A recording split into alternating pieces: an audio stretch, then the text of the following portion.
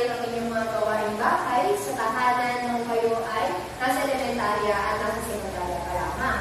Napansin natin na kapag ginagawa yun ay may nade-develop sa atin. Ayun ay ang kakayahan at kilos. Kaya ngayon, para mas may tingnan natin ang dalawang salita na iyon, ay magkakaroon tayo ng isang aktibidad. Pinamaganda, makabasa nga. Bihanay mo!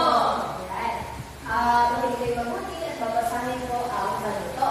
Bumuo ng 4 na grupo. Ang bawat grupo ay makakatanggap ng mga jumbled letters na nasa sobre. Huwag ng salita pagkatapos sa ibigay ito sa ilalim ng tamang hanay. Ito ang hanay kakayahan at hanay kilos.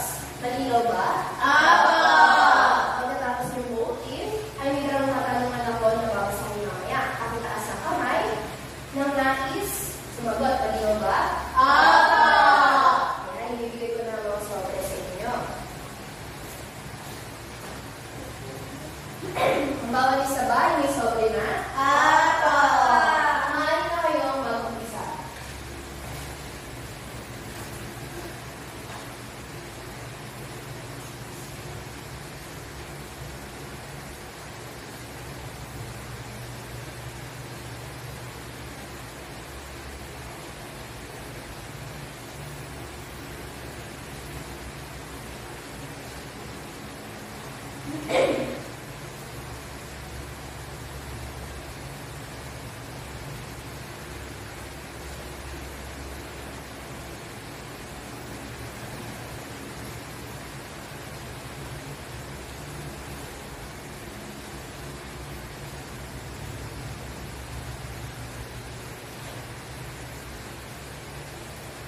May tapos na ba sa inyo? Maaari mo na ikikita ang inyong kasagutan kung kayo ay tapos na.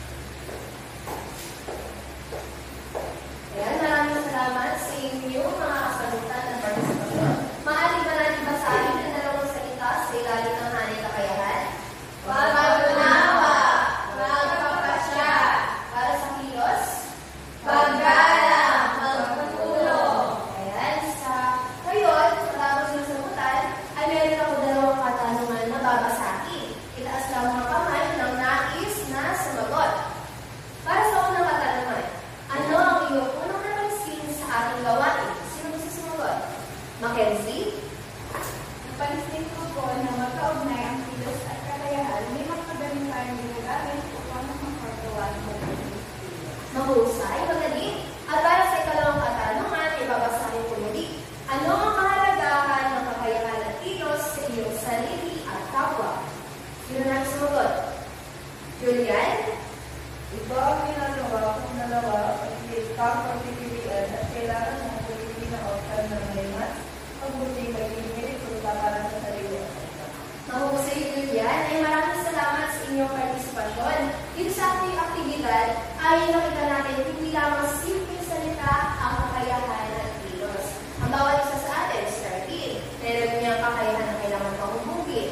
Si Shakib, meron niyang kilos na nagpapakita kung paano ba natin ginagamit ang ating kakayahan sa tamang pamamaraan.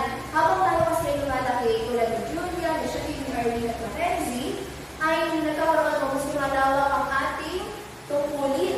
Meron na tayong tungkulin sa sarili, meron na sa pamilya, at may tungkulin din sa ibang tao. Yung mga tungkulin na yun, kailangan natin yung i-develop, intindihin, at isagawa na mabuti. Sapagkat ito yung tumutulong sa ating pag-unlad bilang isang tao. Ito kaya tinatawag natin developmental task. Para maintindihan kung ano yung ugnayan ng kakayahan at kilos sa developmental task, ay tutungo na tayo sa ating panibagong halagin.